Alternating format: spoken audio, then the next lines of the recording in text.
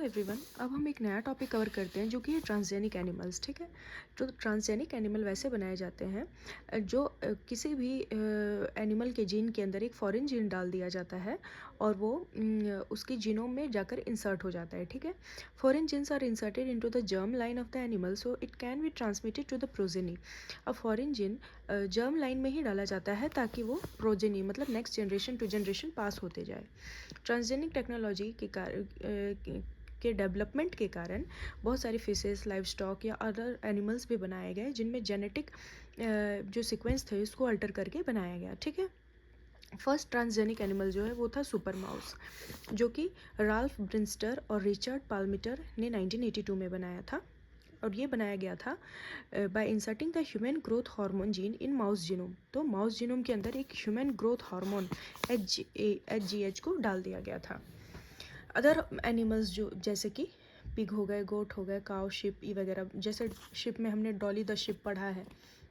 Methodology की बात करें तो कंस्ट्रक्शन ऑफ अ ट्रांसजीन, तो पहला इसको 3 पार्ट में डिवाइड किया गया है: promoter, gene to be expressed और टर्मिनेशन सीक्वेंस। अब हम बात करें सेकंड स्टेप की, तो वो होता है कि फॉरेन जीन का इंसर्शन करना या फिर इंट्रोडक्शन करना किसी भी एनिमल के अंदर। तो उसमें 2 मेथड है, पहला है pro nuclear micro injection method और दूसरा है एम्ब्रियोनिक स्टेम सेल मेथड। ठीक है, माइक्रो इंजेक्शन मेथड में क्या होता है, फीमेल एनिमल जो सुपर ओव्यूलेटेड है उसके एग को कलेक्ट किया जाएगा, एग को फिर फर्टिलाइज किया जाएगा इन वाइट्रो।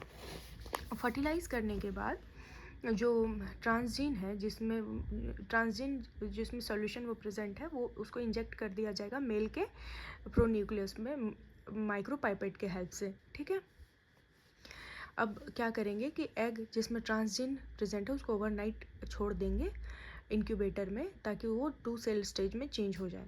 जैसे यहाँ पे देखिए डायग्राम में दिखाया गया है, फीमेल प्रोन्यूक्लियस है, मेल प्रोन्यूक्लियस है, पोलर बॉडी प्रेजेंट है और इसको इंजेक्ट किया गया निडल के हेल्प से। एग को उसके बाद इम्प्लांट किया जाएगा यूट्रस में, किसके यूट्रस में, तो स्यूडो प्रेग्नेंट वुमेन फीमेल के यूट्रस में। अब एम्ब्रियोनिक स्टेम सेल मेथड क्या होता है, ट्रांसजेनिक एनिमल जो है वो क्रिएट किया जाता है एम्ब्रियोनिक स्टेम सेल को मैनिपुलेट करके। इसके अलग अलग मेथड है, जैसे माइक्रो इंजेक्शन, बाय रेट्रोवायरस, उसके बाद या फिर बाय इलेक्ट्रोपोरेशन।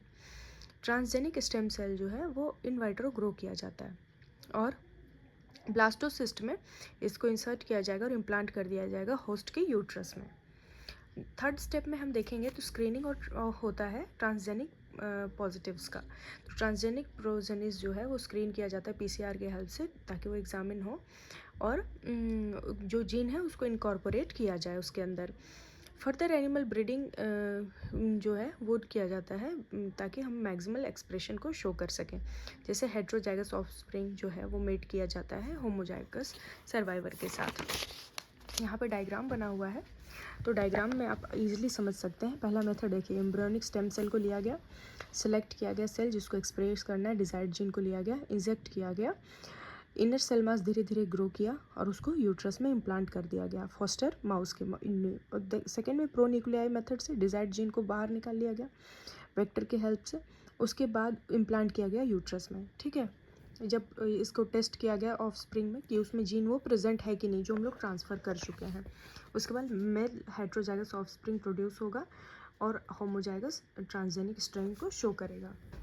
ट्रांसजेनिक फिश में सुपर फिश है, ग्लो फिश है। ठीक है, ट्रांसजेनिक माउस में Alzheimer's dead nerve cell present होता है जो कि इंटेंगल्ड होगा प्रोटीन एमाइलॉइड में। ऑनको माउस होगा जो कि एक कैंसर की स्टडी के लिए एक मॉडल माउस था। स्मार्ट माउस हो गया। उसके बाद ट्रांसजेनिक कैटल, तो ट्रांसजेनिक कैटल में आपने देखा होगा शिप, उसके बाद गोट। इसके एप्लीकेशन क्या है, तो जीन के फंक्शन और रेगुलेशन को स्टडी करने में हेल्प करेगा, डिजीज़ मॉडल समझने में हेल्प करेगा और बायोफार्मास्यूटिकल प्रोटेक्शन में हेल्प करेगा या टॉक्सिकोलॉजिकल और ड्रग टेस्टिंग में हेल्प करेगा। एनिमल सेल प्रिजर्वेशन क्या है, तो इसको हम लोग नेक्स्ट वीडियो में कवर करेंगे, शॉर्ट टॉपिक है ये। ठीक है, थैंक यू सो मच।